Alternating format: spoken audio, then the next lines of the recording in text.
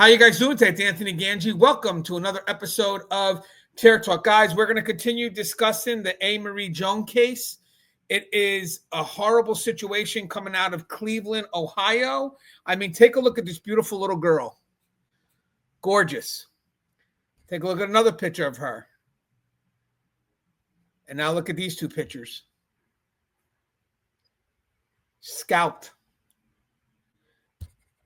This story is not just about A. Marie Jones, but it's also about a mother's cry for justice for her daughter. You know, I compared this to the Emmett Till case back in the mid-50s, where the cry for justice was there, and the mother decided to have her son an open casket to show to the world what had happened to her son. And I think the same here with A. Marie's mother. A. Marie's mother felt that nobody was listening, nobody cared. And so she went on social media and specifically in details with pictures told us in the world what happened to her daughter. And it has left a discussion all across my YouTube channel. I am trying my best to try to cover this. I'm going to try to answer the questions that are being asked, because what makes this story a bit more unique is that the suspects being accused are three young kids, an 8-year-old, a 9-year-old, and a 10-year-old. But what makes it more unique on top of that is the 10-year-old is a little girl. So my page, my YouTube channel, has got some very interesting comments. Every one of these comments are going to show support for A. Marie because she is the victim. But there are also comments wondering what is going on, what happened here, you know, what kids do this type of violence. Is it the kids? Is it their parents? So we are going to try to cover all avenues as best we can. And it's not to minimize what has been done to A. Marie, because she is the victim here, but it is to bring about an understanding of the context of why something like this could occur. And guys, this may require different perspectives. I have a mental health counselor coming on. Her name is Denise Schonwald. She's been on my show multiple times before. And what we do is we try to be as objective as possible so we could see things from an angle that can be beneficial. And the biggest concerns we have here are the age of the suspects. You know, is this a problem in the home life? Can we charge these young kids? And we're going to try to cover as best we can all areas of what's being tossed onto my comment board. But with that said, I just want people to know everything we're doing is for A. Marie. It's to bring about awareness to what happened to her. She is the victim. All right, let me get Denise on. Hey, Denise, what's going on? Nice to see you. Good day. Guys, if you guys aren't aware, if you guys watch some of my other shows, Denise has been on my show multiple times before. We've talked about many different topics, including Lakin Snelling, the cheerleader that hit her baby, her newborn baby, in a garbage bag. We talked about the Celeste Rivas Hernandez and David case. We just cover a lot here. She's amazing at what she does. And this, Denise, well, first let's introduce yourself, Denise, for the people that may not be familiar with who you are. Do you mind introducing yourself? No, absolutely. Hi, everyone. I'm Denise Schonwald. I'm a licensed mental health counselor and a former critical care nurse. And I see clients here in Florida as well as nationwide. Yes, Denise, and thank you for coming on. You're welcome. Excuse me for 1 second. I was drinking water. Hey, Denise, I showed you the video I did. When you first saw this case, how disturbing is it for you? Very disturbing. Not only that, but when you were going into a lot of the particulars and what exactly happened to this little girl, it was tempting. I really wanted to fast forward over it. It was just horrific. So I want people to know that's exactly from the post that her mom put up. Her mom is the one that put up all those details because she wanted people to know exactly what happened to her daughter. Someone messaged me and said, yo, you weren't supposed to share that. the mom didn't want that shared. And I said, no, everything I got, the picture and what I shared came from her post, and she wanted it to be shared. And for me, I don't care about monetization. I'm not going to sit here and say unalive a person or essay. This is what happened. This is what it is. At the end of the day, if YouTube, I'm not even monetized anyway, so it doesn't matter. I'm not going to minimize what happened to the victim by saying SA or all this. No, this is what happened. This is what it is. And if the mother's going to put it out there and she wants it to be shared, who am I to change that message because I'm worried about a dime? Yes. So again, we kept it factual. It's what the mother posted, and I all I did basically in translating that was her sentences, because she definitely was emotional when she wrote it. So I just had to kind of find out where the sentences were completed, because she didn't put a lot of punctuation in there, because she was definitely writing with that's 100% pure fueled emotion. So I did take a little liberty in trying to understand where the sentences were ending. And I just give her coverage for being able to write that. So I want to do a quick recap. And guys, if you get a chance, please check out the video I did prior, because that really details what happened. And then what I would like to do is kind of go over some areas for discussion with you. Denise, I'm going to toss some questions your way. And again, guys, so you understand, we are going to take a perspective that's a bit removed, because again, we're trying to see where the accountability can be. And if you can't charge the children, or at least the 8 and 9-year-old, can you charge the parents? And that's going to be a different way of looking at things. What have they been exposed to? What type of supervision they have? So we obviously, a lot of us want to see accountability for the 8, 9, and 10-year-old, and a lot of us agree that they should be held accountable. But sometimes, especially in Ohio, the law, it doesn't see it that way. They believe the children are too young to be held accountable. So, but we do want accountability. So in our effort to share this dialogue, we're not minimizing anything. It's just we're going to create different perspectives. And that question is going to come your way later on, Denise, about accountability. But let me, if you don't mind, let me just go ahead and give a quick little recap. So in Cleveland, we talked about a 5-year-old, right, named A. Marie Jones, was brutally assaulted after being lured away while playing at a relative's house. That's what they believe now. They believe when first got the story was somehow she may have walked out of the house. Now people are saying she could have been playing out front and could have been lured away. What of course, a young kid would want to hang out with a little older kid. So that really hasn't been confirmed. But I'm starting to believe that, yeah, maybe she could have been playing out front. Maybe the parent got distracted for a second, or not the parent, the family relative, and then maybe she wandered off. I know a lot of people are trying to go after not the mom, but the family member watching her. I would just be careful of jumping on all these things, because there's rumors somehow during this that she could have been lured. And until we know more, I don't really want to jump on anything that could, one, minimize or distract us from who's really responsible. And two, if you're wrong, you're now attacking people that are truly dealing with this issue.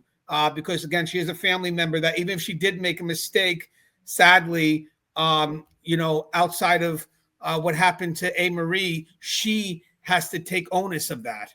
And that must be truly overwhelming. And again, not to minimize what's happened to A. Marie, just kind of trying to be a little fair. So let's stay focused on where we need to be. And I think the focus right now is the suspects. So, okay, so it was brutally assaulted after being lured away while playing at a relative's house.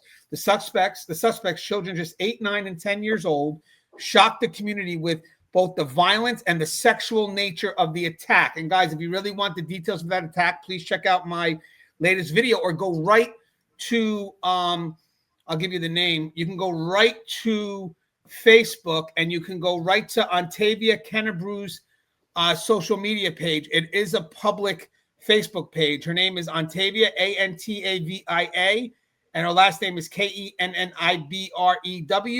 And also there, you'll see a petition that they're trying to get signed. They need 50,000 signatures to look at changing some of the laws dealing with juveniles.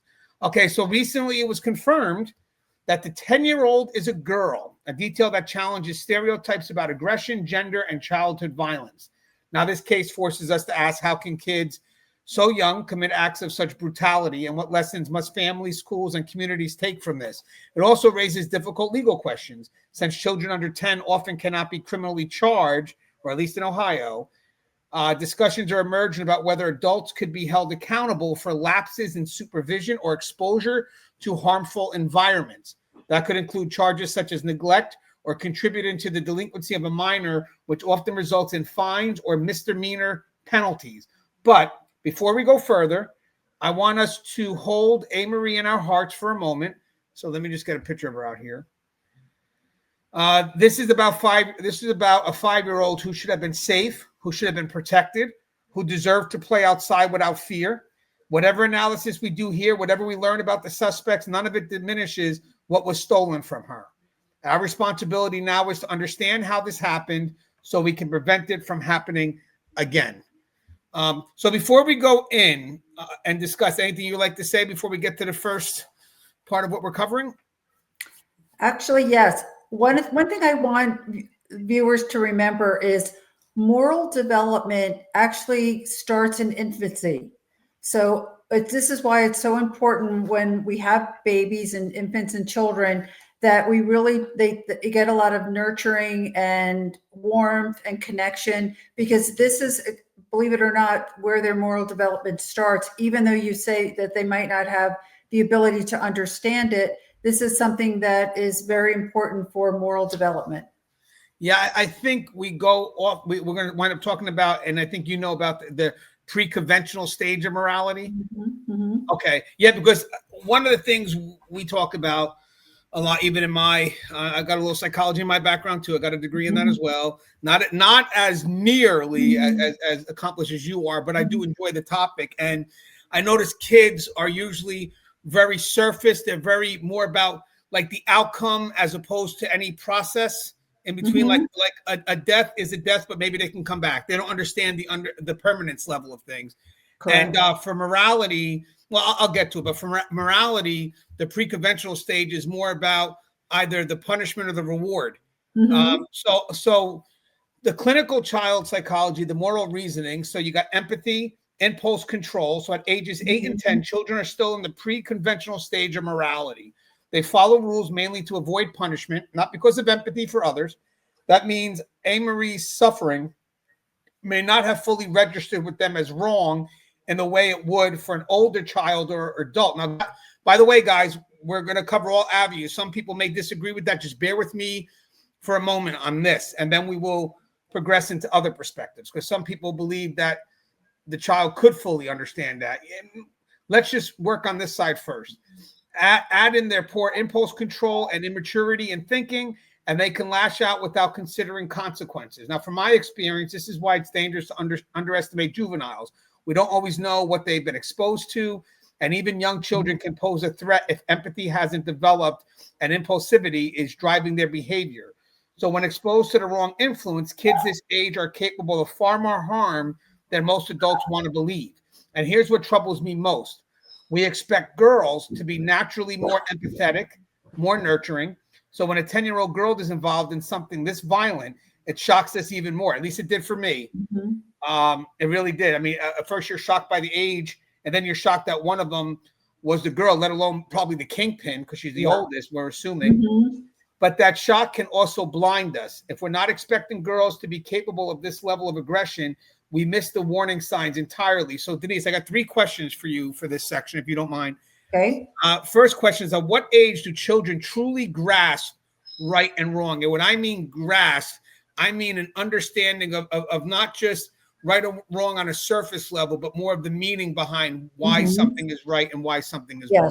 And it's something that probably as parents we introduce when they're like 2 or 3 with, trying to get them to make better choices. But actually the age that really they start to understand right versus wrong is around 7.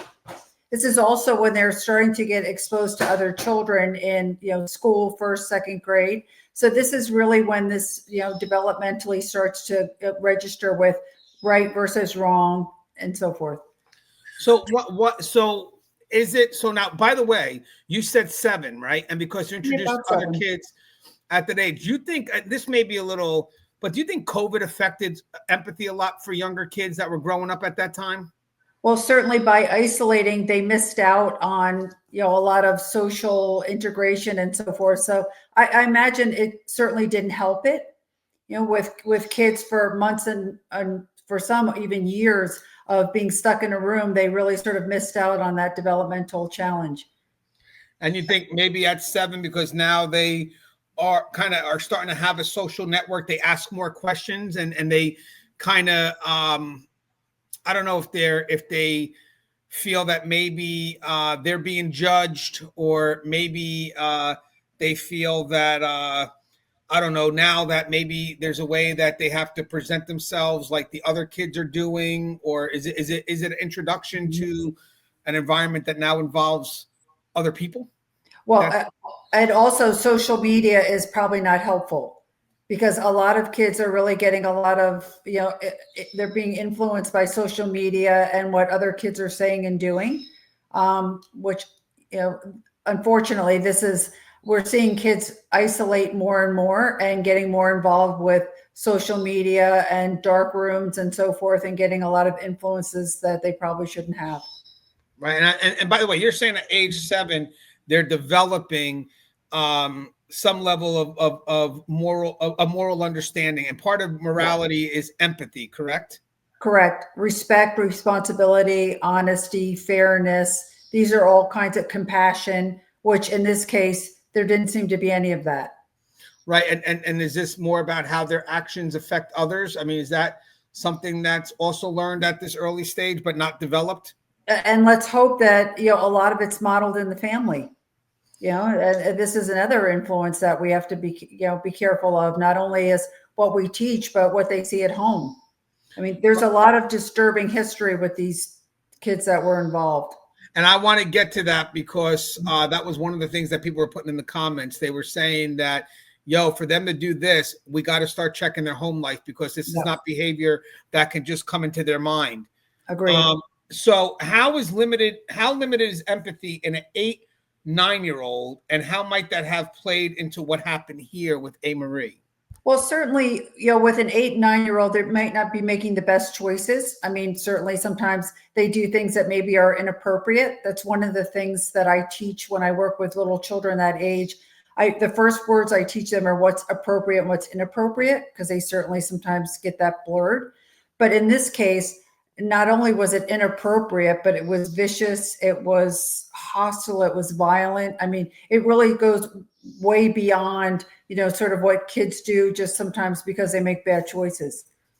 Yeah, and at this point, there's no way that they have enough insight to know, or they're developing it at least, not enough insight to know the perspective of the other person. I remember there was a study, I think it was Piaget or something, with the mountain, where he was kind of working with kids, and he would tell them to draw the mountain from how you see it right now, and they could draw it. But then when he said, hey, draw the mountain from the other side with how you think a kid from the other side could see it, they just couldn't connect to the other kid's perspective. And I think at that point he started to understand that there is a limited level of empathy or perspective, where they know pretty much what they could see, but they're not able to translate what others could see or feel.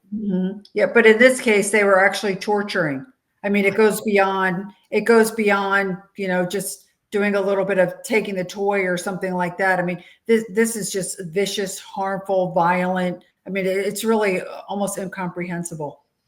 And now, do you think gender norms obscure how we watch for aggression in girls, since we don't expect them to be violent? Because I was shocked when I found out it was a girl. Well, not only that, but honestly, I think she was probably the key that got Marie to walk away. Because if it were 3 boys, around age 5, they're starting to learn about relationships. So and usually if you take a kid to preschool or kindergarten, the kids are really sort of hesitant to go with the teacher, even though it's safe. But in this case, I think it was a 10-year-old who sort of convinced her that it was okay. That's my feeling anyway. No, do you think do you think there's anything innate with how a young girl sees an older girl? I do. Actually, in human trafficking, because I have some experience with that, normally the kids or the girls are lured by another woman or by a young girl. Because, you would think that, why do they trust these people? But actually, they're lured in by usually females. Interesting. That's interesting. And do you think the 10-year-old has an understanding of that, the one that did the luring? In this case, absolutely. I think this was also something planned, and I think she was lured in. And I think the 10-year-old was very manipulative and convincing, personally. So, right. And people were saying, can 10-year-old, because again, you have the 9 and 8-year-old that could have just been going along for it. You don't know. The 10-year-old being the kingpin. But could a 10-year-old premeditate this? Yeah. I mean, it depends. And what you said before about like the home environment. I mean, there's something that's just not right, where not only, with this age, not only does one do it, but 3 kids. I mean, if they were high schoolers, not that it would, would sound any easier, but you could say, okay, they're older, they've got sort of, formed this relationship. These kids are awfully young to have such violent behaviors and tendencies at, 8, 9, and 10. Very, very disturbing. And we're going to go over group dynamics. So I want to explore this again, because I want to ask you later on, could the girl have had some influence on the 2 boys? Yeah, I think so. Hey, can I ask you a question also? Sure. Is there a big difference in maturity wise from 8 to 9, 9 to 10, and so forth? It can be. It can be. Yeah, absolutely. I mean, I've seen faster? Girls are typically faster, but I've seen even like 4 and 5-year-olds have a lot of empathy and seem to know from right from wrong. So a lot of it depends on the child, depends upon how they're developing, in age and so forth. Certainly you've seen little kids that are, I call them old souls, where they come in, they're wise beyond their years. And then you see kids that are older that you feel like they should be more developmentally advanced, and they're really not. And I wonder if that's just how much is environmental, how much is within the child, or a combination of both? Both, I would say. Nature versus nurture, right? That's the kind of like the and it's funny because the way the arguments are is always leave yourself with the 2 options, but it's really never the 2. It's true. Not nature or nurture, it's nature and nurture. Exactly. So I got a little bit of the neuroscience here. So the brain development, I kind of remember we were having discussions before. You talked about the prefrontal cortex. So brain development, children's brains at this age have strong gas pedals. Those are emotion and thrill seeking, but weak brakes in the form of self-control. So that imbalance helps explain why a situation can flip from calm to dangerous so quickly. Trauma can also rewire the brain, priming the child to overreact to ordinary frustrations as if they were threats. And by the way, I just want to mention, that's what I'm very concerned about for A. Marie, because after what she's gone through and waking up and telling her mother that she thought that they had killed her, her brain, I mean, how would you now even introduce levels of help to help her cope with how she's going to see the world going forward? Yeah, I would say that she's probably never going to be the same. I would guess that she had sort of maybe she did die or have an out-of-body experience, because she seems to remember that. But even if she develops a little bit or recovers from the trauma, she's likely going to always have health problems. Chronic pain will be one of them, because trauma gets all the way down to the cells. And I imagine through a lot of this, she was either in shock or maybe even like passed out or something like that. But I can promise you her body will remember everything that was done to her. Let me ask one more question related to this too. When you're young and you're forming your view of the world, especially at a young age at 5, and let's say the young girl lured her in because there was a level of trust there. How severe is it when you violate the trust of a 5-year-old who's so vulnerable at that age? How could that affect the child growing up? Well, it will affect her, absolutely. But at 5 years old, she wasn't cognitively able to make a better choice. I mean, she probably listened to this girl and she felt trust because they trust, particularly someone of the same sex. And then she got lured into a very violent, brutal experience that she will likely never fully recover from. Right. So I like what you just said, because then the trust is really very superficial and surface. There's no depth to it. So if I'm a 5-year-old, I may trust a woman because my mother's a woman. My mother was good to me. Again, we're not talking about a mother that was bad. My mother was good to me. So the trust is very surface. Yes. Like you just said, right? She's a girl. Yes. I'm a girl. Yep. I can trust her. She seems trustworthy. Anne-Marie probably had no reason to think she wasn't trustworthy. But again, the immediate trust that a child has with like, let's say in this case here with the 10-year-old would have been something that she could see, not something that's depth. Like she's a girl, she's coming up to me, I'm a girl, whatever. So very superficial at first, right? Or it felt like, because a lot of times, maybe it just felt safe to her, which to me tells me that 10-year-old was very, very manipulative and polished at luring her in. And what is safe to a 5-year-old? Well, a lot of times, even like, when they go to the doctor or something like that, they automatically, like instinctually feel fear. Or when they go to school and there's a lot of kids in the classroom, they feel fearful.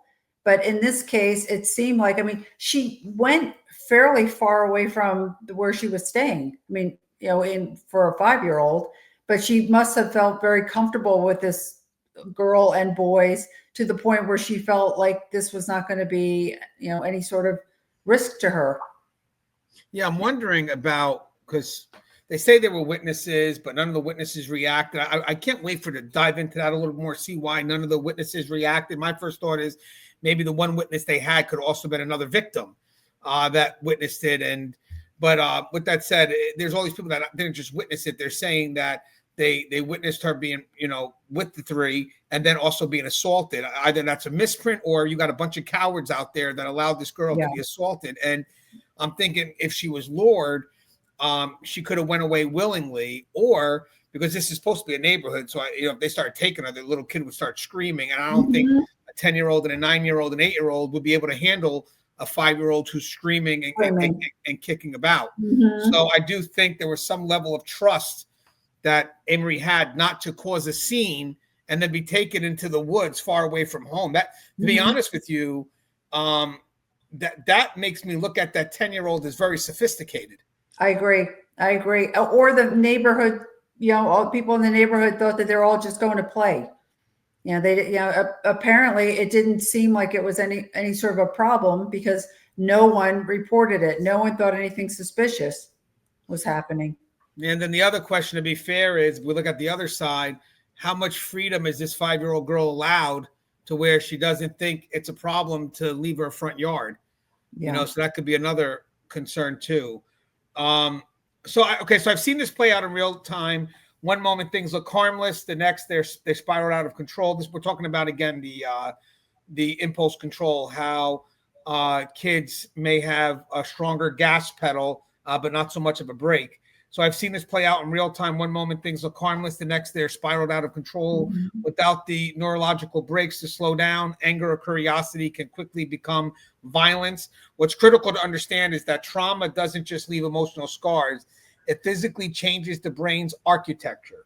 A child who's been abused or exposed to chronic violence develops a brain that is essentially stuck in survival mode. Their threat detection is hyperactive, their stress response is overtuned, and their capacity for rational decision-making is compromised. So when we ask, how could they do this? Part of the answer may be that their brains were already wired for aggression before this day even came. And again, we're focusing on, if you can't charge the kids, let's look at what could have led the children to be this aggressive. So the first question here is, how do the brain's gas pedal and brake system work in young kids around this age? Well, one of the things is, the first thing that we have is the amygdala, which is right near the brainstem, and that's our fight or flight. And we need that close to the brainstem because when something happens, we need that to be active. What I talked about a couple episodes about with the prefrontal cortex, which is in the front, that doesn't develop until later. So children typically like thrill seeking, they like roller coasters and they like excitement and they like circus and clowns and roller coasters or whatever it is. And so this is pretty typical. The concern with this case, though, is how violent it got. I mean, that's beyond thrill seeking. I mean, they seem to find thrill by doing things that are absolutely incomprehensible. I've said that before. I mean, it's just hard to believe that they went to this level to get the three of them to get this level of excitement or stimulus. Now, can I ask if they, and we'll get to it too, but if they're getting the same type of trauma at home, so the three suspects, let's say they're maybe the girl, whoever, at least whoever's running this, the kingpin, let's say it's a 10-year-old, could they be acting out as a way to try to understand the person in control? So like, I don't know if I'm saying it right, but like if I'm at home and I'm being abused and I'm the vulnerable one and I'm trying to understand, why daddy and mommy do this to me, is there a chance that I may try to do it to someone else to try to understand what's happening to me through? Not understand it, but to take a different position, to be more of, of being the person in control.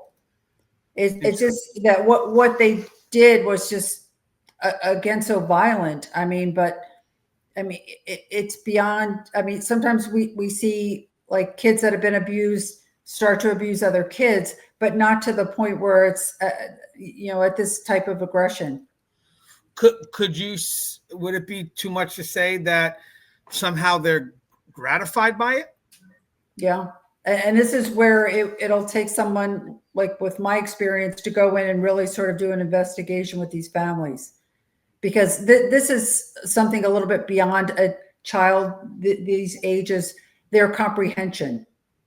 Right. So they're too young for sexual gratification. So is this more about control and power? Well, unless they've already had a sexual experience. Because when they've had a sexual experience, they may look for something sexual. I know you emphasize that. Touching, or I mean, when little kids are exposed to sex or sexual things very early, they learn that this is a type of connection. In this case, it's beyond connection. It's beyond something pleasurable. That was very violent and brutal.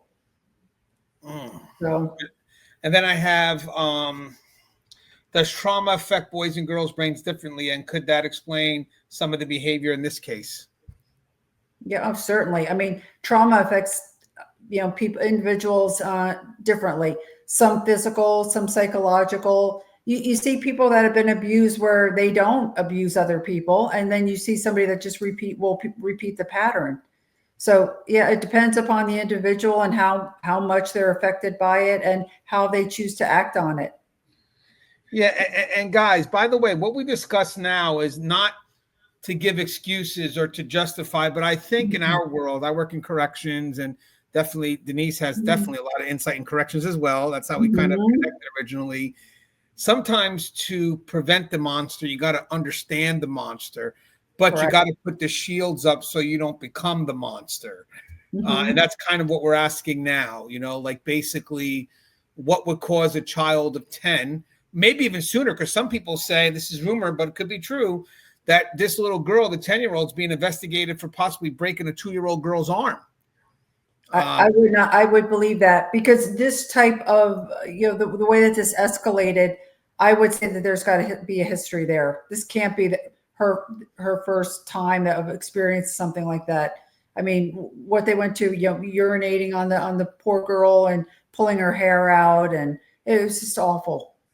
It's funny how, as you look at it, how much could have been controlled by the 10-year-old with her just telling them what to do as part of a fantasy and the kids just following along? Or do we really have three, I don't know if you could really say sociopathic kids here, but you just happen to have three of them in the neighborhood that just connected, and this is the end result. Yeah. Because it's rare, but what's your thoughts? Do you think you just have three really bad, troubled kids, or do you have one kid who's just very good at manipulating, very sophisticated in an early age. Yep. And you can have both, and I forget which mother found out or One of the boys. One of the boys. So maybe one of the boys came back and felt remorseful, or maybe one of the boys came back and the mom sensed something was off. And because a lot of times I used to work with troubled kids, and a lot of times when something was happening, we just had a sense that something was going down. Like their behavior just started to shift a little bit. And we're like, better go out there and check out because something's getting ready to happen. Sure enough, it usually did. Yeah, I go and quote me, guys. I don't know if it was specific. It was one of the boys that for some reason someone told me may have been the 9-year-old. And then someone also said that the parents started to try to relocate the kids. But again, that hasn't been confirmed. That's just stuff that's coming through my channel. But,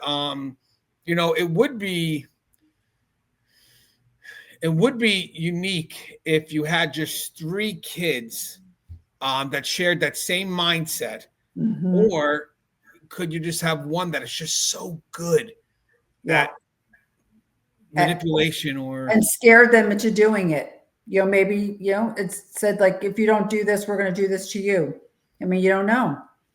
Yeah, but that's just, so now I want to go to trauma and abuse, because a lot of the people on the channel were saying when they saw this level of violence that happened to this young girl, they automatically said, especially when it came to the sexual assault, which I believe could have been branches or something. They said, hey, this is not something a 10-year-old thinks on their own. This is something that they're exposed to. So now this is unique because now you got a suspect who's also a victim. So now you got to approach this in 2 separate ways, twofold, because you do have a suspect, but you also have someone who's went through their own trauma.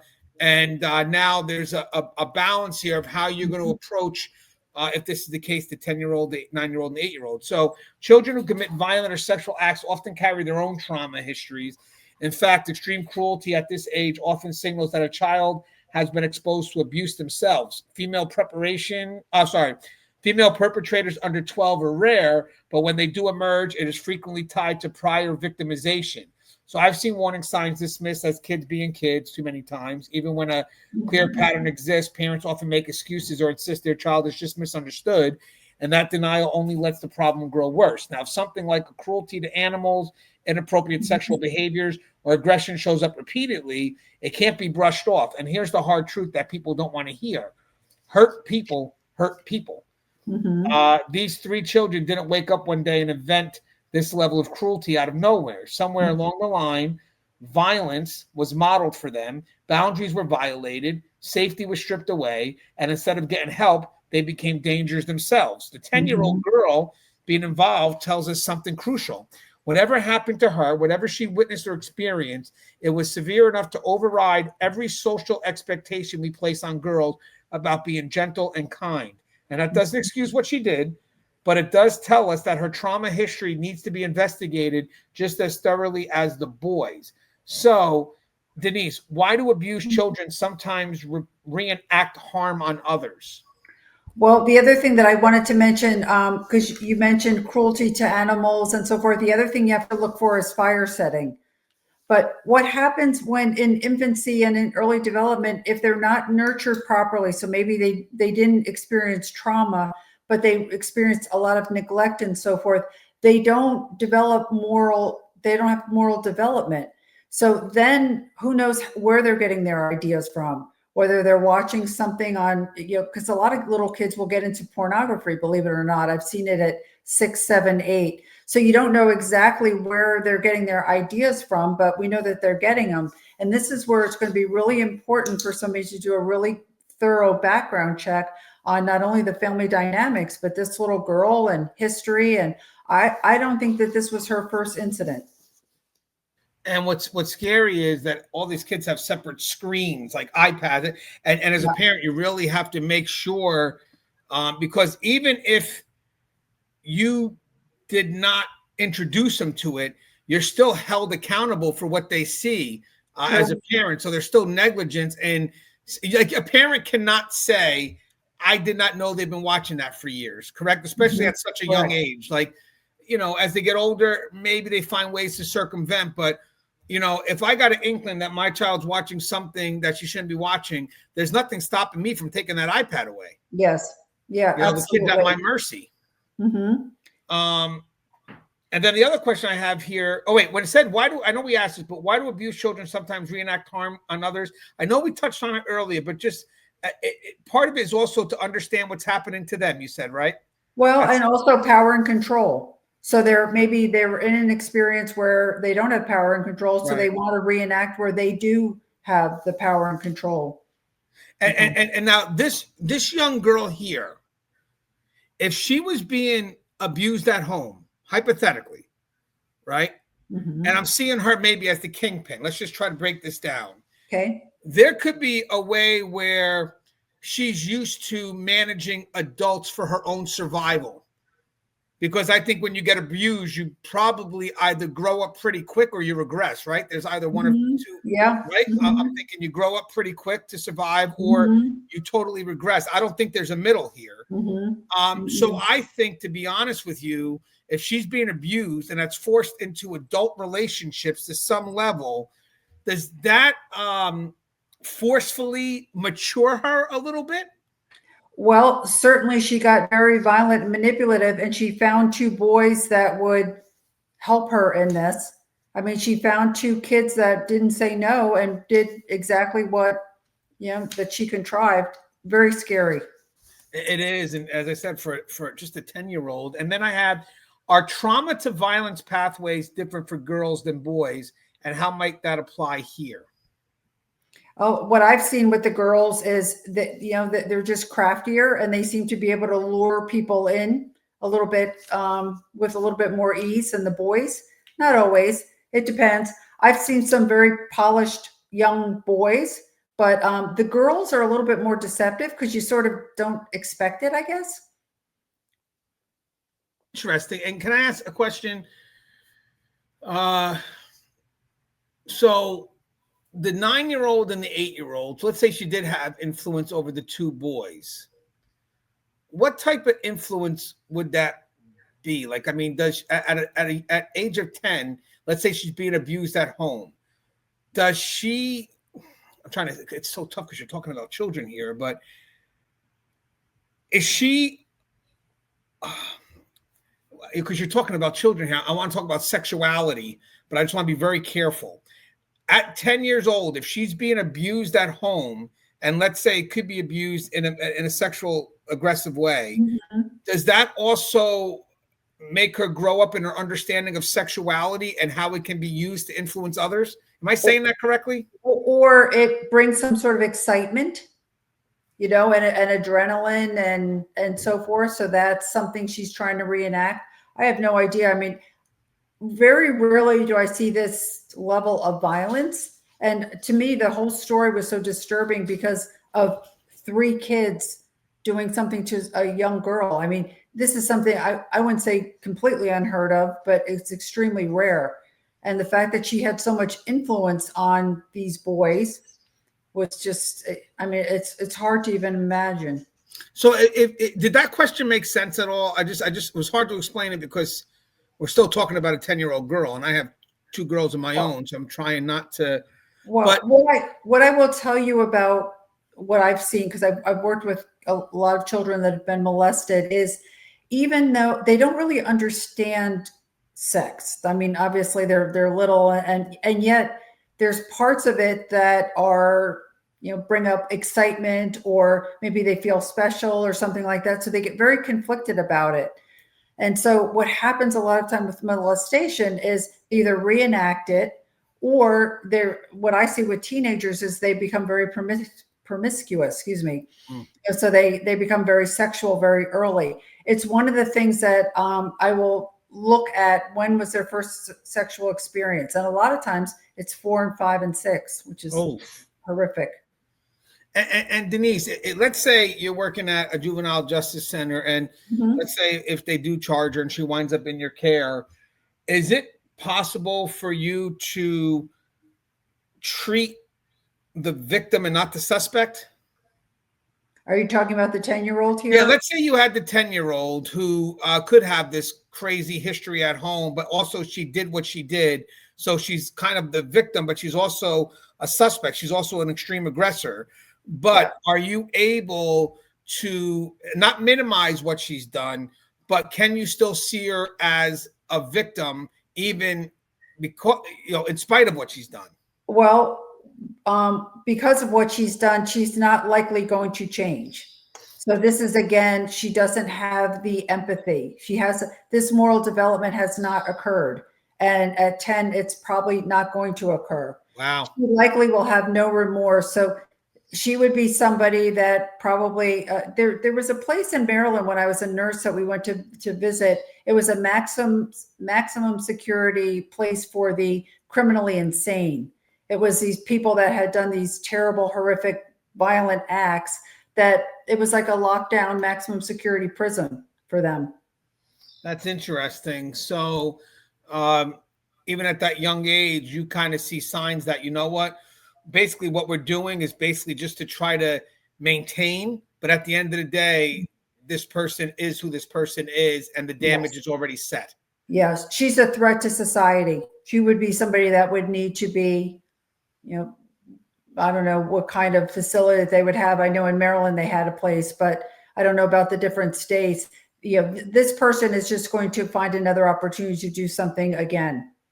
Yeah, and the funny thing is, if you're trying to help her, and sometimes part of the ownership of what you've done or accountability is to revisit and take full ownership, but you could do that for her and she may find enjoyment again. Yeah. She's not going to take ownership of it.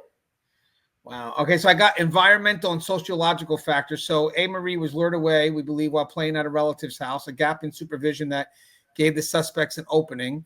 Home life also matters. Chaotic or neglectful households, exposure to violence, or poor role models can shape how children act. Gender stereotypes can cause adults to miss signs in girls, assuming they're helpers instead of potential aggressors. Supervision is critical. Kids learn by watching us, often copying behaviors without context.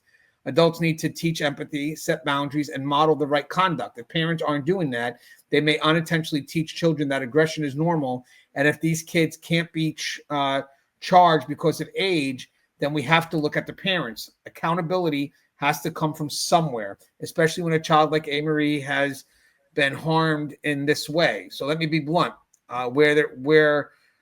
Where were the adults? How did 3 children, the oldest only 10, have the time, the privacy, and the opportunity to carry out an attack like this without any intervention? This wasn't a split-second incident. This was prolonged. This required isolation, and that means there were failures in supervision, failures in awareness, and possibly failures in caring. We also have to talk about what these children were exposed to at home. If a 10-year-old girl knows how to sexually assault another child, she learned that somewhere. If an 8-year-old boy participates in this level of violence, he's seen or experienced something that made this seem normal or acceptable. The environment these kids came from is absolutely part of the story. And it's a part we can't ignore if we want to prevent this from happening again. So I got 3 questions here for you, Denise. Is how much of this behavior is shaped by home life versus innate traits? Kind of, we touched on it, but Yeah, a little bit of both. And what you just said, though, let's say you arrest the parents, and so that these kids go to foster care. You don't think they're going to do something like that in foster care? I mean, I don't see the point of. I mean, yes, you have to hold the parents responsible, but already there's some damage, some real problems with these children that have to be looked at. Yeah, and the funny thing is, if A. Marie's back in the neighborhood again, what's to keep the kids separate from each other? I mean, is there anything they're going to do right now to ensure that these 3 children have no contact with A. Marie? Or anybody else. I mean, or any other child. Excuse me, you're right. You want your kids out there playing with these kids?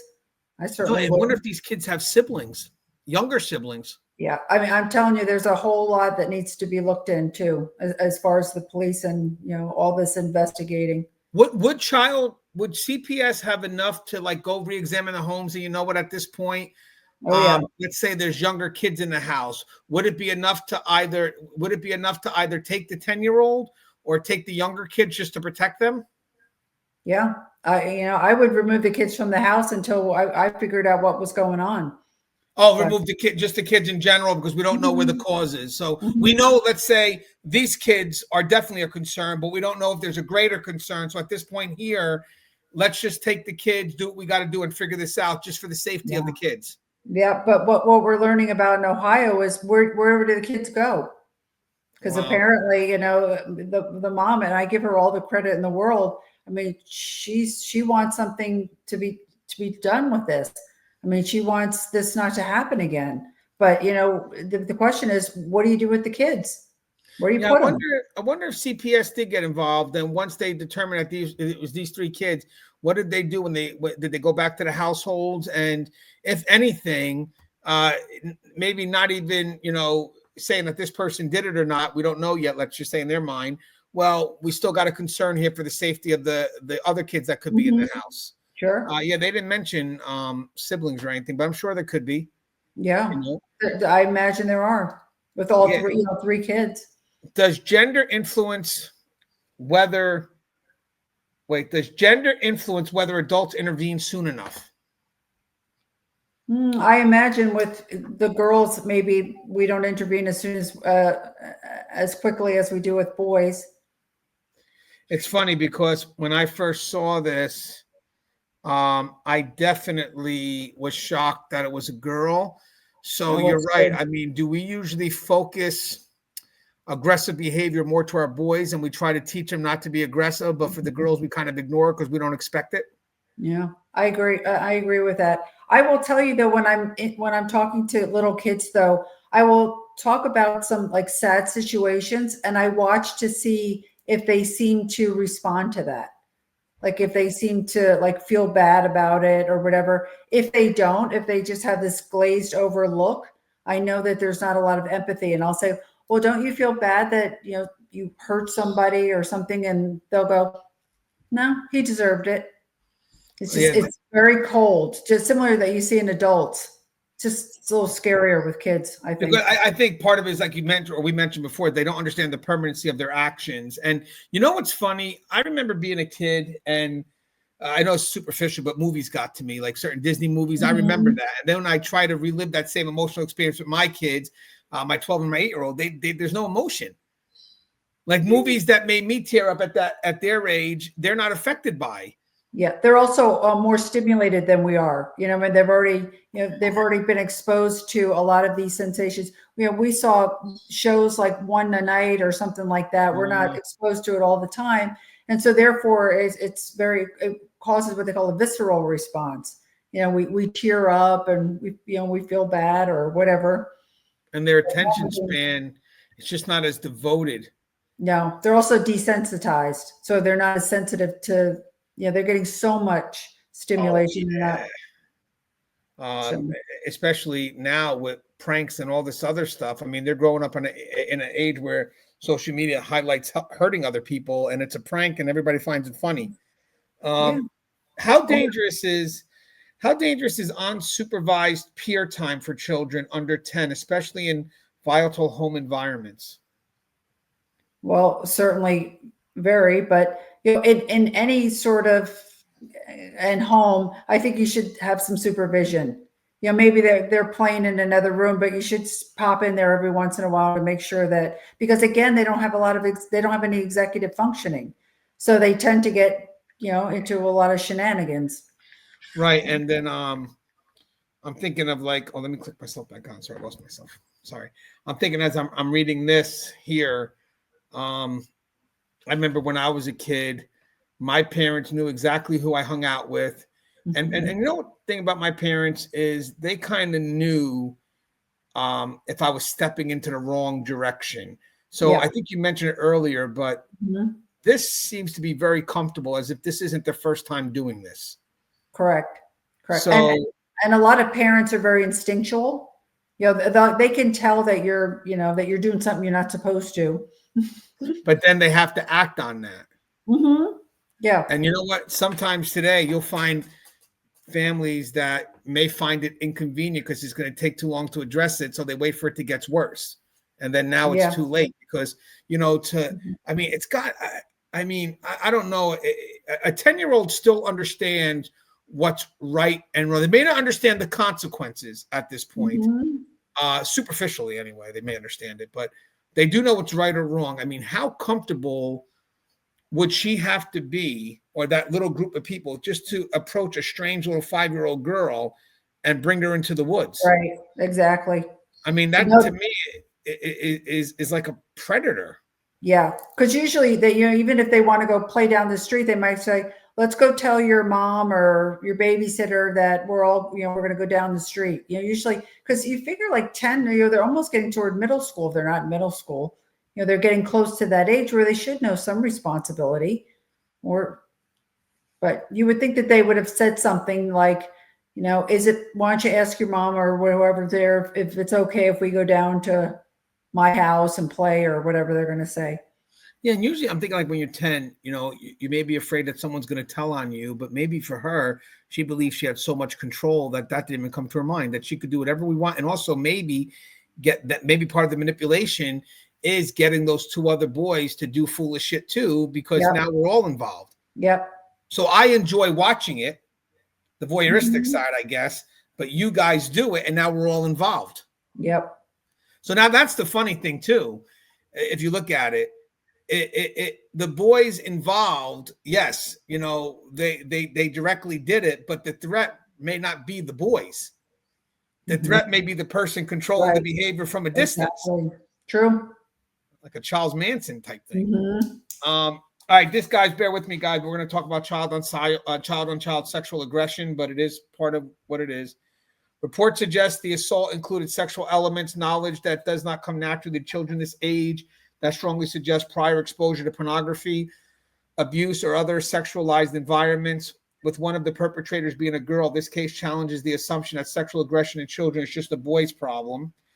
This is one of the most disturbing aspects of this case. Children this young do not have the biological drive or the cognitive framework for sexual violence unless it's been introduced to them.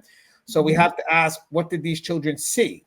What were they exposed to? Was it pornography left accessible on devices? Was it abuse happening in their own homes? Was it older children or adults acting inappropriately around them? And the fact that a girl is involved forces us to rethink everything we assume about female perpetrators, where conditioned to see boys as sexual aggressors and girls as victims. But that binary thinking leaves girls who perpetrate harm in a blind spot, and it leaves their victims without the language or the support to name what happened to them. So I got 2 questions here, Denise. Why is exposure to porn or abuse such a common factor in cases like this? One of the things that I have noticed it depends upon like exactly what's gone on in the home, but it's amazing to me sometimes what the kids get into as far as they go into like the dark web and they start to really sort of learn about different sexual acts and violence and power and being submissive and all that kind of stuff. And again, cognitively, they don't really have the ability to really understand it all, but they like that power and control and violence, and which is, it's just so disturbing in this case for sure. Yeah, and someone's messaging me now, but again, you really can't go by this. They're thinking that one of the 3 is a relative of the family member, but that's not confirmed, guys. How should we understand sexual aggression when the perpetrator is a girl? Well, I mean, when it's a girl, we did a case. We did a show like this before about how the teacher. Exactly. Sometimes with females, we just assume that they're trustworthy. And so that makes it even more insidious because we think, they're trustworthy, or maybe like Anne-Marie thought she was like a babysitter type. This is a girl that I can trust, and we're just going to go over and do this and play. I'm sure they had a story of what they were going to do and, play something or do something. And Anne-Marie didn't really feel like there was any reason to not trust these kids. Yeah. And when you always look at the victim, you look at a little girl like this and you can see she couldn't fight back. Yeah. No. And she has an innocence, to her, it's sort of a sweet and innocence to her. And, just awful. Well, victims are also on a spectrum too. I mean, some people, when we did the case with the teacher, she is a female predator. She was involved sexually with a child that was 14 at the school, over 50 some sexual encounters. And a lot of people, well, it's a 14-year-old boy. And there's a lot of people like, hey, good for the boy. And it's not, he's a victim. Mm-hmm. You know, so victims have a spectrum, like, and it goes beyond just like, okay, we see Marie, she's 5 years old, a small little girl, a victim because she's extremely vulnerable. Mm-hmm. But a 14-year-old boy could be vulnerable mentally. Yeah. It's just not so easily seen. But once you understand that, at the end of the day, vulnerability is really about someone having power over someone, but that could be in many different areas, not just the physical. It could be just mentally, as we believe with Christina, with the Christine case. I mean, she probably manipulated him mentally. Yeah, just didn't have the physical abuse that we saw with Marie. I mean, her hair was pulled out of her head. I mean, this is something that will affect her all the way for years and years. Yeah, and also I would think how she views intimacy in any relationship. Because if she can even get that far. I mean, yeah. I just think she's going to have, the mom was saying she's already has a lot of behavioral problems, and, she'll regress quite a bit developmentally. Yeah, because she's definitely going to have some level of PTSD. Yeah. I want to talk about. She probably doesn't remember a lot of it, but she did have an out of body because she thinks that she thought that she died. Yeah, that was one of the first things the mom said, that she pretty much said, I thought they killed me. Now imagine a 5-year-old saying that. Yeah. And you want to hear something funny? Actually, I remember doing a study when I was going through school. It was thanatology, the study of death and dying. Does that make sense? Mm-hmm. And we had to do stuff at a hospice center. And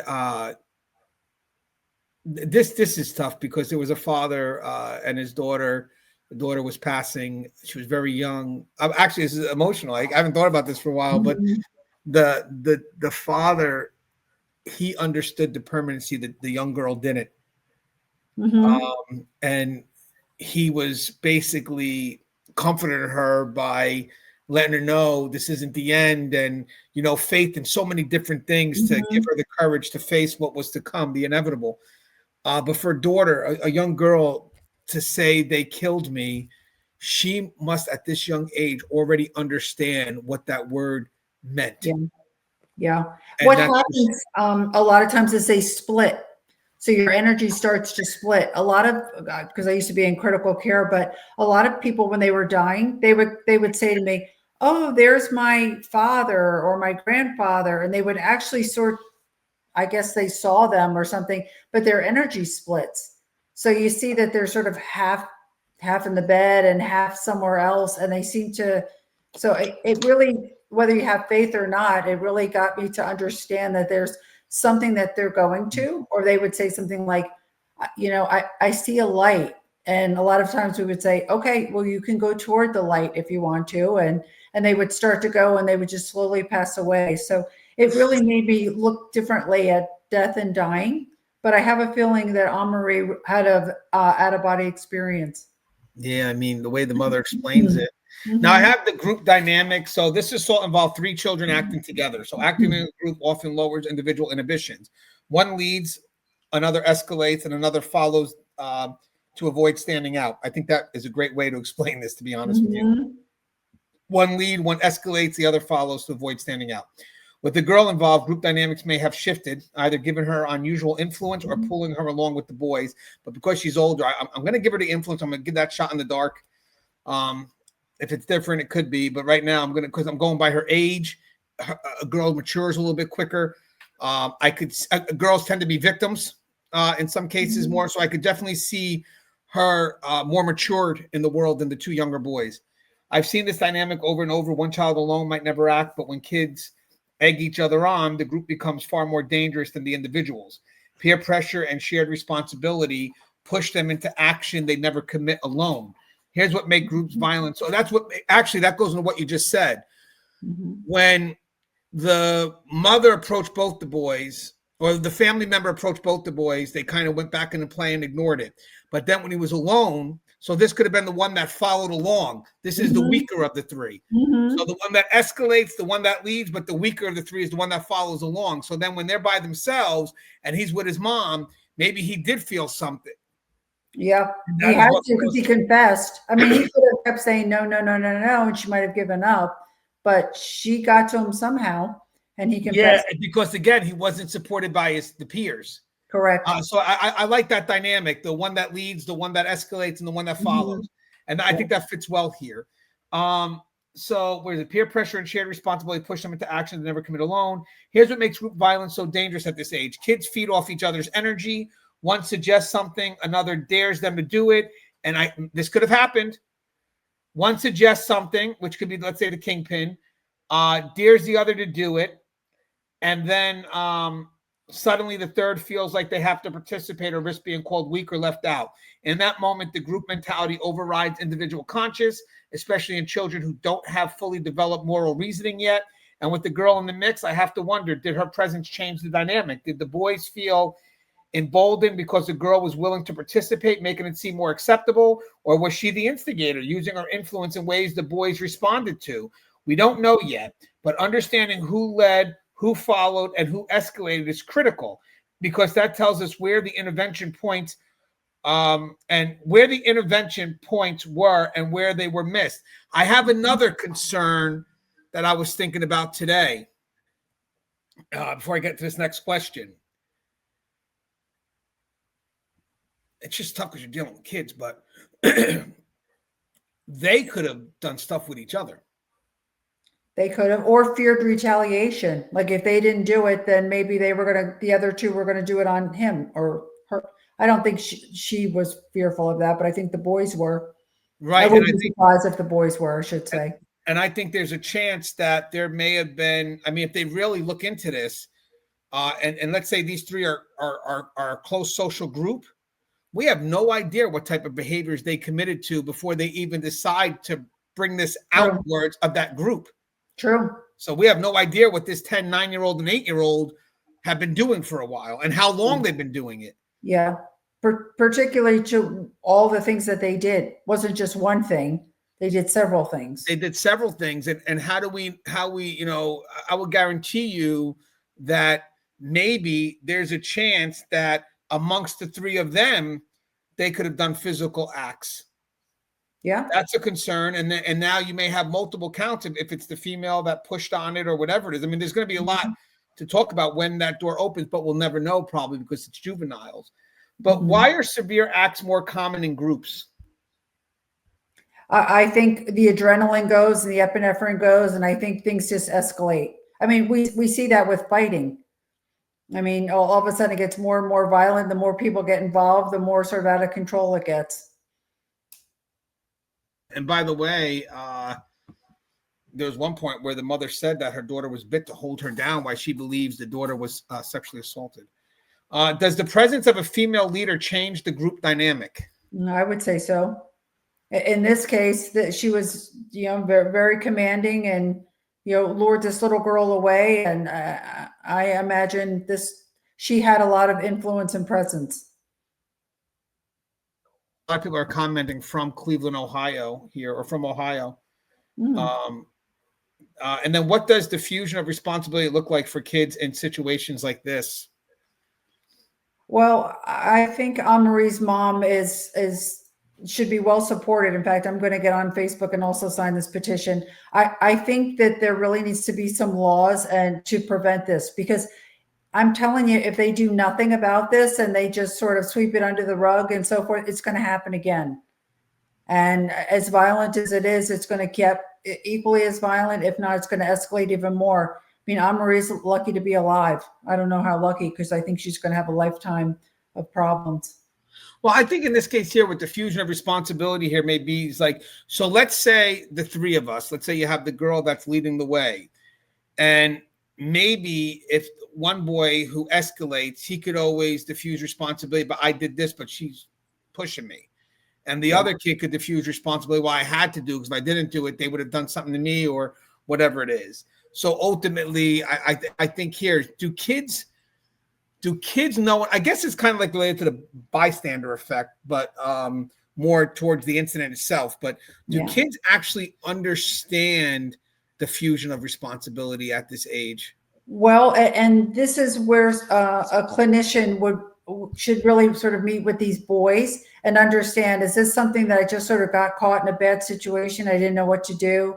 I was fearing retaliation. Or is this something where they willingly participated and they had no remorse or compassion? I mean, it's something that, believe it or not, within an hour, a skilled clinician can figure this out. Yeah, especially with young kids, correct? Yeah. Oh, yeah. It's actually not too hard to figure out with adults too, because if they don't have any compassion, they'll pretend that they do in the beginning, like they'll know what to say, and then toward the end, if you ask the right questions, they'll let you. It'll become very apparent that they don't have any compassion or empathy at all. Because I'm wondering if kids are able to, but again, if they don't have a full sense of empathy, they won't even look to diffuse responsibility. Yeah. It's only when I believe. I mean, let's. So. Or you get them to tell the story. You ask them, tell me what happened, and the way that they tell the story can be very telling. Yeah, because I'm thinking if I'm working with a kid right now, responsibility could come in a few ways, but one could be for empathy, what you did to someone else, but one could also be about accountability. Mm-hmm. Regardless of how you felt or how you believe that person would feel about what you're doing. This is more about you knowing what you did was wrong and having to deal with the full consequences of that action, which is probably how a kid would understand it more anyway, the consequences behind what I've done. So would a kid be able, I mean, it's funny, we're using diffusing responsibility, but maybe it's a layer of blame that we're looking at. So maybe would a child know enough to layer the blame? Like, would the kid that escalated it say, well, I only escalated it because if I did it because she was telling me to, or she was leading the way. And then the other one who just followed to get along, I only did it because if I didn't do it, they would hurt me, or they would do the same to me. If I didn't put this here, they would have did that to me. So whatever I didn't do to her, they would have done to me. Yeah. But I would look for the emotion behind it. Like, I got really scared and I didn't know what to do, and they told me to do this. And then that would let me know that they're at least feeling a little bit remorseful and so forth. But if it's, sort of matter of fact and so forth, and that tells me that they don't really haven't taking any responsibility. And what's funny? I definitely see more remorse in the person that follows, but usually the person that leads always has that person that would do anything for him. That wild person who's probably more crazier than the leader, but the leader gives them some level of control in those wild parameters. Yeah, and they know how to lead and they know how to manipulate, which is why they're the leader. Yes. So again, you may only have the one kid that went back with the mother, probably would have been the kid that was following along and may have been scared. And I don't know what he's done, but most likely the kid that follows along may be the one that probably done something the most severe. Maybe that's the one that bit her. And I think even in the Charles Manson case, one of them, to prove she was loyal, had to go back and stab the dead body because to prove that, you're loyal. So she did it. But supposedly she had regret over that, as real as we want to hit that up. But so, and usually when they're telling this story, they're tearful, and you can feel the fear. You can sense that this was something that they feel very conflicted over, but they were in a traumatized state, and so then you're sort of understanding that the situation, they didn't really feel like they had a choice. But this is where the interview is key, right? Because if you can't, this, it may not even charge anyone here. Definitely not the 8 or 9-year-old. They're still trying to figure out what to do with the 10-year-old, but at least how to address the issue. That's the key. Like, if I can't hold them accountable, what do we do that's preventive? Because there's got to be an answer somewhere here, so this doesn't happen again. And again, that's where sometimes people think, well, you can't punish them. Hey, no one's looking for just outright punishment. We're looking for accountability, which should not equate to punishment, but obviously prevention. And sometimes accountability is very intertwined with prevention. Yep. And the prevention is key. Yeah, and the mother knew that because in her post, she knows she's dealing with juveniles. So she posts, if I can't get this, how about some intervention? How about some rehabilitation? Mm-hmm. I got psychological disorder, so certain conditions. So you have conduct disorder, which, is Mm-hmm. basically a juvenile. Yeah. Once they Some put kind of hands antisocial. on, once they start putting hands on, they get conduct disorder. And that's more of a juvenile's social antisocial behavior, right? Yeah, that's what we diagnose until they turn 18, and we can say they have antisocial. Right. So I got conduct disorder, trauma related disorder. Conduct disorder, trauma related disorders, or callous unemotional traits could be factors. At this age, a lack of remorse is a serious red flag, no matter the child's gender. I Mm-hmm. worked with juveniles too as well, who showed no remorse after hurting others. It's chilling, and it shows why we can't dismiss violent behavior as just kids being kids. When empathy is missing and a child feels nothing after inflicting harm, that has to be taken seriously before it escalates further. What we're Yes. really talking about here is the question of whether these children are capable of feeling guilt, shame, or empathy. And if they're not, what that means for intervention and rehabilitation, sort of what you touched on before. Mm-hmm. Some children show what clinicians call callous unemotional traits, a persistent pattern of not caring about others' feelings, showing no remorse, and being unmoved by punishment or consequences. That's the scary part because Yeah, it is, and they yeah, cannot be rehabbed. yeah, because if you can't get into the emotional psyche, and then all of a Mm-hmm. sudden they don't care about the consequences, what else do you have? Yeah, you don't, because they either have that ability or they do not. And if they don't, then there is no level of rehabbing them to teach them, give them something that they don't have. So would you say if you're looking to rehabilitate somebody, first you try to see if there is a connect, some level of empathy but when there's not, maybe very surface, you try to see, well, at least are they in fear of consequences? And when they're not in fear of consequence, because even consequences are superficial because that's only if you get caught. Yeah. That has nothing to Mm-hmm. do with how you feel about something, but rather it's externally driven. It's not internally, it's externally Right. motivated, not internally driven. Mm-hmm. So, Mm-hmm. so with that said, if you got the combination of no empathy and no fear of consequences, that's a dangerous individual. Yeah, that is. And that's somebody who's going to keep harming others.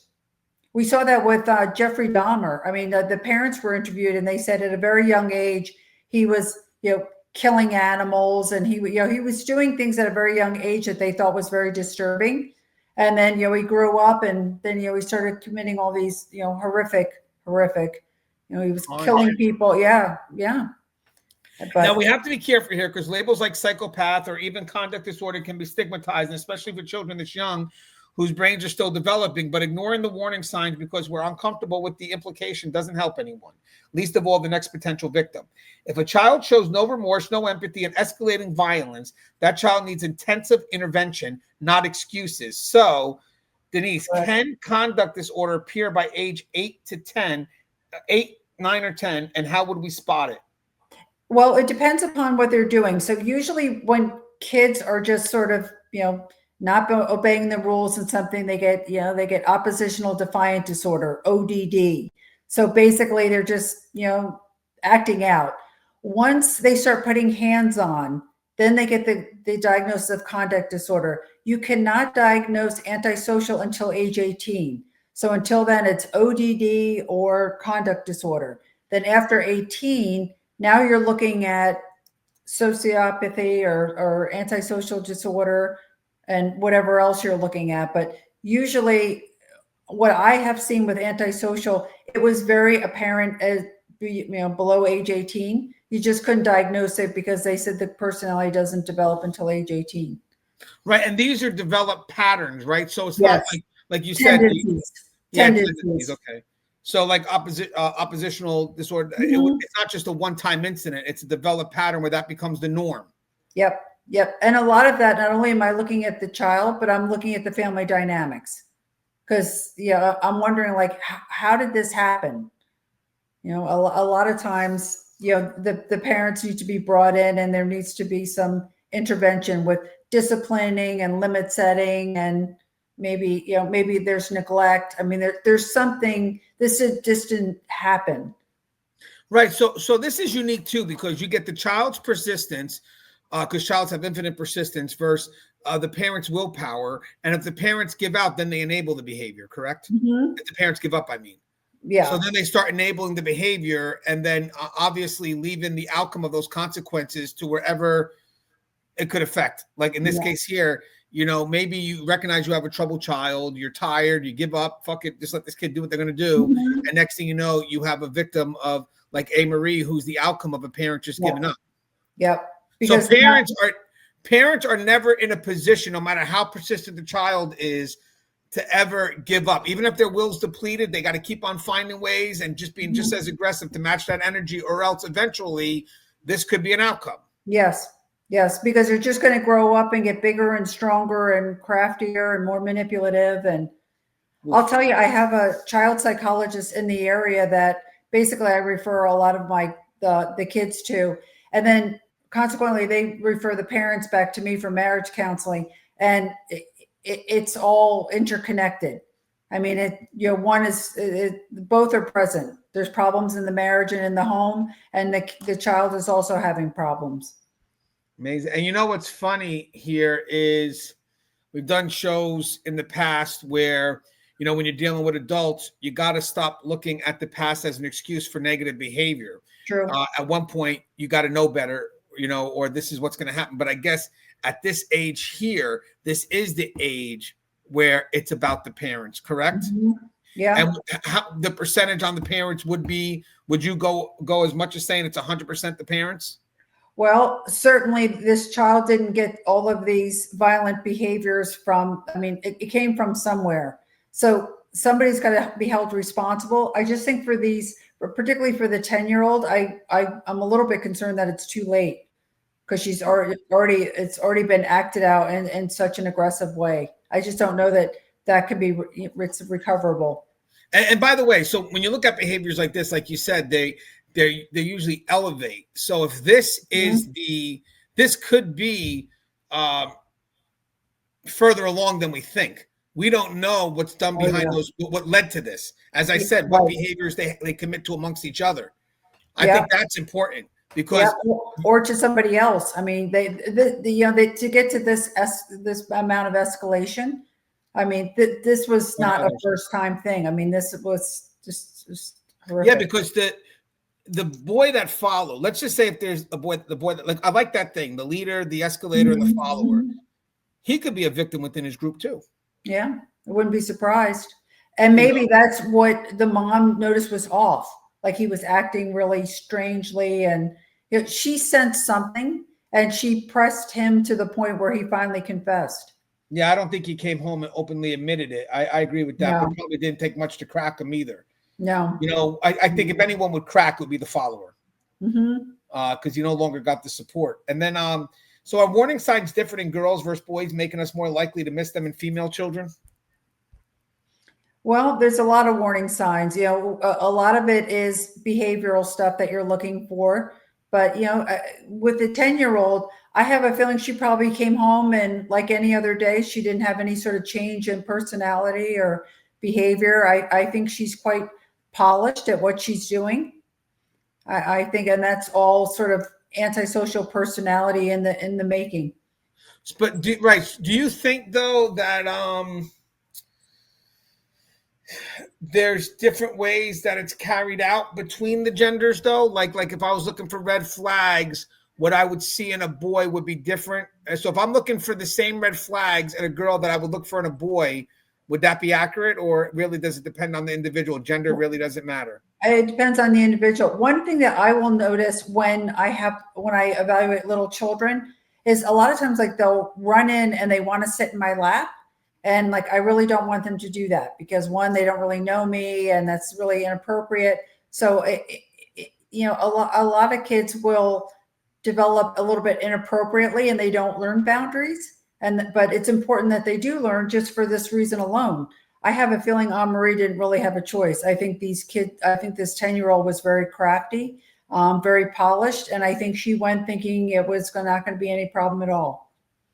Right. And then, like, I'm thinking, like, obviously I worked with female inmates for 9 years as an officer, and a lot of them did come from troubled homes, and I got to talk to them, understand their story a little bit. I just felt that I still feel that the girls mature quicker. They do. Right, They because do. the decision making they have, I think maybe this, and I could be wrong. I'm thinking the word patient. So I'm thinking that the girls are more patient before they act out, so they're more calculated. I would say polished even. They're very what is that? polished. You know, they're very polished at what they're doing. So it's almost seamless. You know, they're very convinced. Would you, I mean, nothing's 100%, I get it, but would you agree that they could be, even at that young age, a bit more calculated and a bit more control? I mean, not everyone, I get it, but or mature, which would be a loose, maybe not the best thing, but they sort of have a better understanding of what they're trying to achieve. Yeah, because they mature a little bit more quickly than the boys typically. And then I have, is child psychopathy too strong a term, or is there a responsible way to talk about empathy deficits this young? Well, we sort of talked about this before. We cannot go with any sort of personality disorder till 18. So this would have to be conduct disorder, and I don't even know what else, malicious attempt. But this is something that if they don't do something to keep her from doing it again, it will happen again and again and again, worse and worse. All right, I got two more areas. This one's about the legal and systemic implications. So the juvenile justice system is not well equipped to handle offenders this young, and gender makes the system even less certain. Girls are often treated primarily through a lens of vulnerability rather than accountability, and that raises questions about how to balance trauma-informed care with the undeniable fact that serious harm has been done. So let's talk about the legal reality here. In many states, children under 10 cannot be criminally prosecuted. The assumption is that they're too young to understand the criminality of their actions.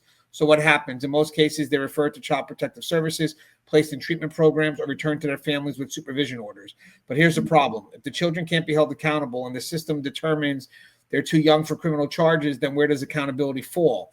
Increasingly, prosecutors are looking at whether parents or guardians can be charged, either with neglect, with contributing to the delinquency of a minor, with failure to supervise, because someone has to answer for how 3 children were in a position to commit this level of harm. And when one of those children is a girl, the system struggles even more. Girls are often seen as less dangerous, more redeemable, more in need of protection than punishment. And while trauma-informed care is absolutely necessary, we also can't let gender bias result in unequal accountability. If a boy and a girl commit the same act under the same circumstances, the response should be consistent. Focused on rehabilitation, yes, but also on ensuring the community is safe and the victim gets justice. Would you agree with all that? Well, I just don't think that, particularly with the girl, that she's going to be rehabbed. I don't see it. But, the latter part is we need to make sure that the children, the future children, are safe.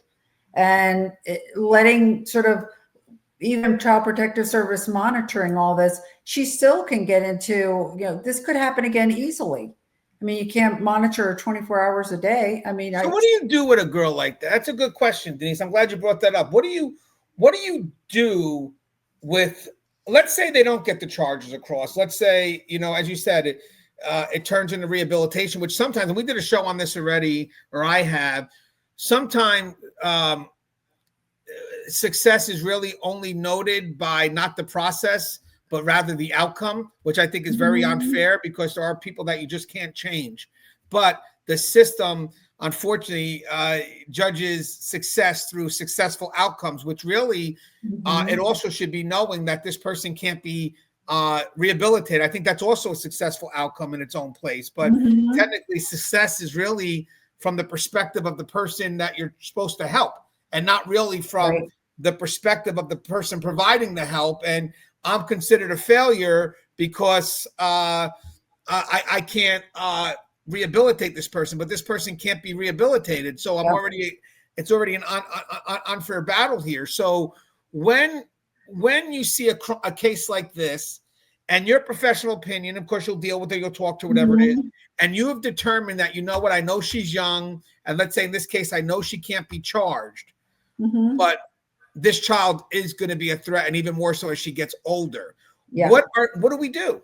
Oh, then maybe she needs to go to something like a behavioral facility for troubled kids or something like that. But the likelihood is instead of, obviously we can't really focus on rehabbing her, but what we can really focus on is the safety of the children, the future children. So maybe if she's kept in a facility, or she's raised or sent to a facility where they can monitor her and keep her from being a danger to other people, maybe that would be best on society.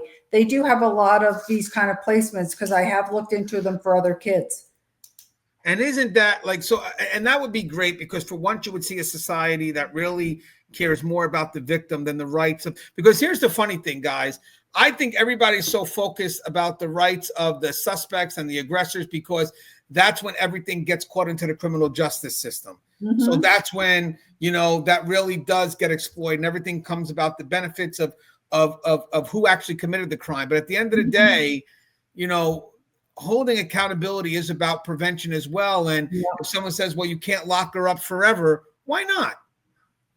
Well, at some point, if she can do whatever she needs to do, which I imagine she'll figure out how to do that, she'll get out, and then who knows what will happen to her. Right. And that's what I agree with you on. I'm like, so some people, they kind of stick you with these either ors and the possibilities. Like, it's like, okay, this person, let's say a professional comes out and says, hey, I know she's 10, but if you look at where we're at with her, you look at where she's come from, she could be a lost cause because we got involved too late.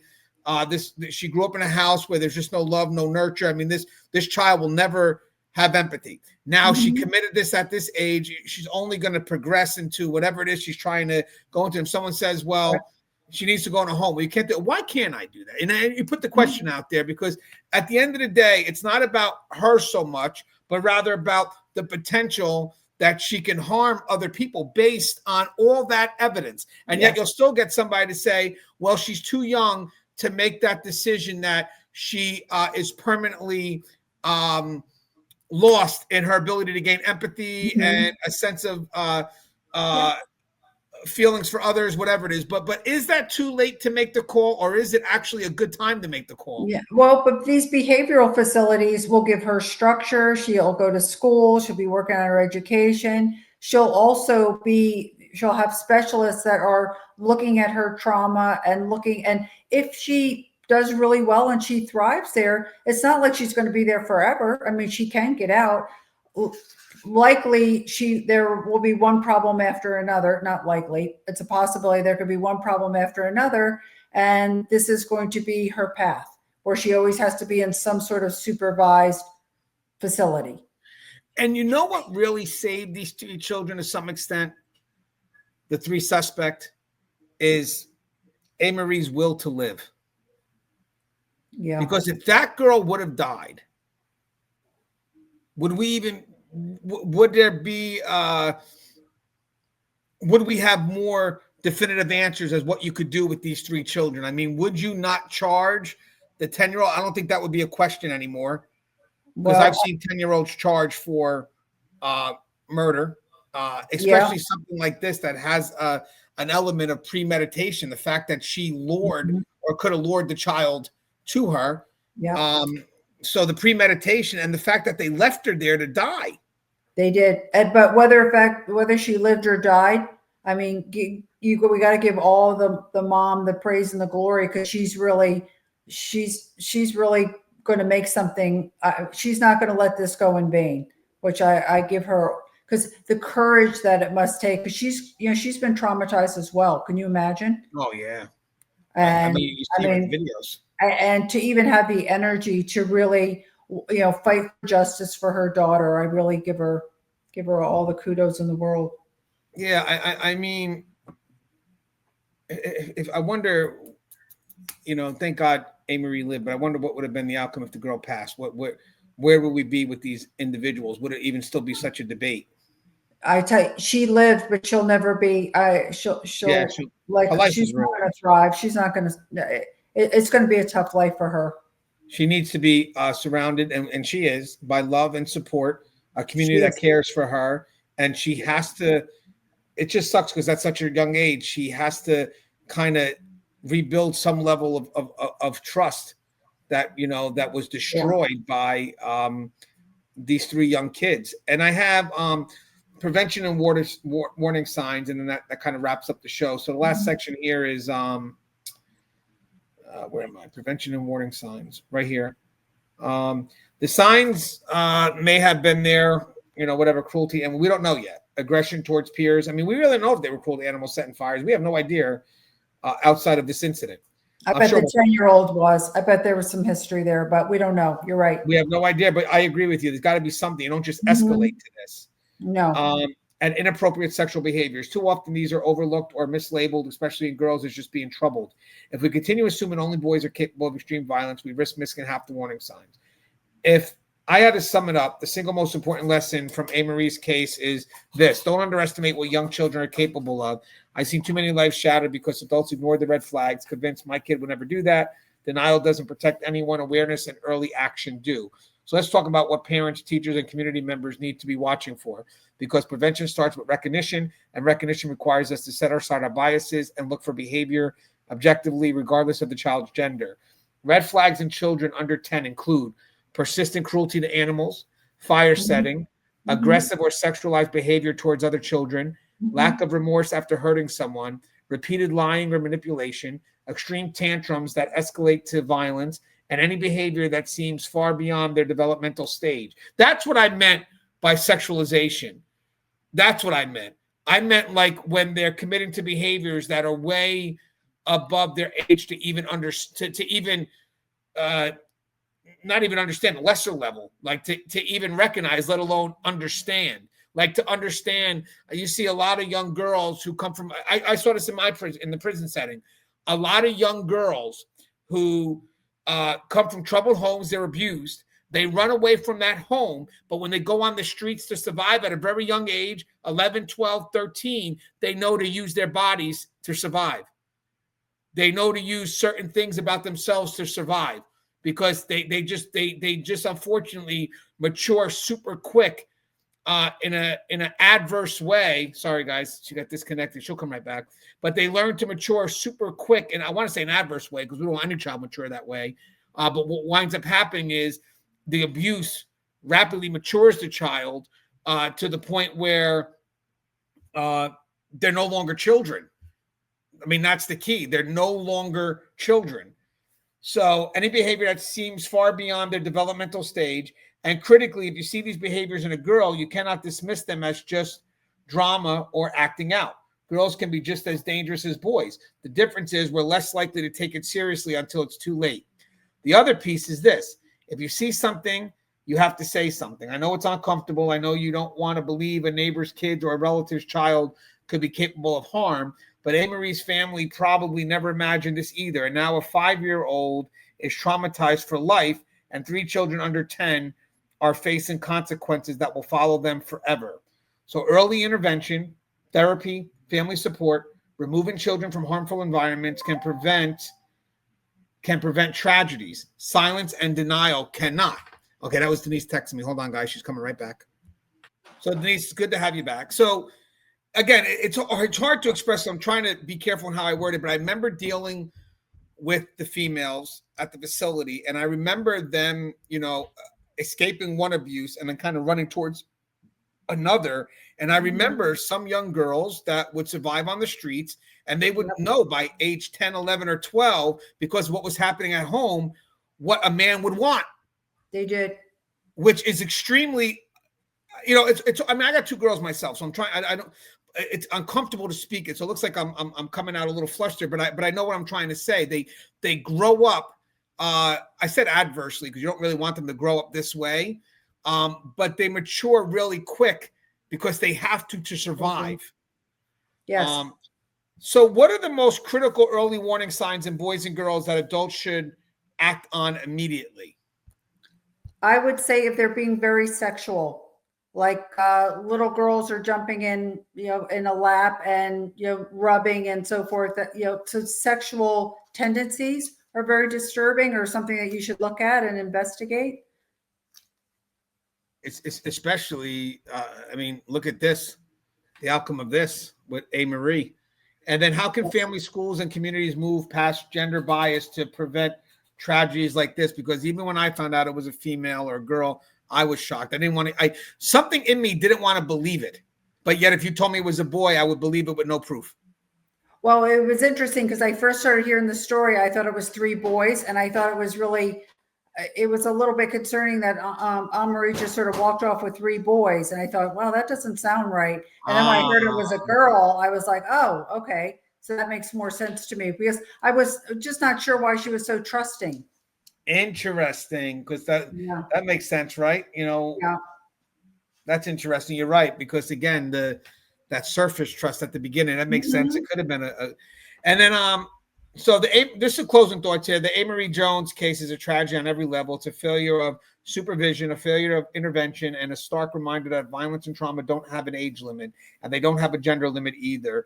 The involvement of a 10-year-old girl shatters our most comfortable assumptions about childhood innocence and female behavior. But if we're serious about protecting children, we have to be willing to face uncomfortable truths. Marie deserves better. She deserved adults who were paying attention. She deserved a community where children who show violent tendencies are identified and help before they hurt someone, and she deserved to grow up safe. We can't give that back to her, but we can honor her by learning from this, by recognizing that childhood aggression is real, that trauma creates cycles of harm, and that prevention requires us to look beyond our biases and take action before the next child is hurt. This conversation isn't easy, but it is necessary, because the next Marie is out there and the next group of troubled children is forming right now. The question is, will we recognize the signs in time? Tough dialogue, Denise, but I love you. I love having on, because again, you're talking about children, stuff that you don't want to believe, let alone want to discuss.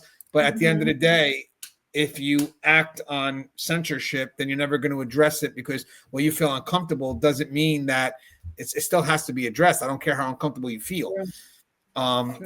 Sometimes you being uncomfortable is just selfish. I don't care if you're uncomfortable. We have to address it. Anything you'd like to say in closing? No, but I would love for people to connect with me at DeniseSchonwald.com. I mean, let's keep this conversation going, because if we can prevent and have future our children and our families healthier and happier and safe, then this is well worth the time. Yeah, and I would like to maybe explore a little more on the dialogue too, talk about maybe recovery for a child that goes through a trauma like this. But right now, the dialogue for me was more about prevention, understanding what the hell happened here. Yes. And then seeing where the dialogue goes from here. So thank you very much, Denise. And I will have you on again very shortly, I'm sure. Hey, have a great night. You too. Take care, everyone. Stay safe, and I'll see you on the next episode.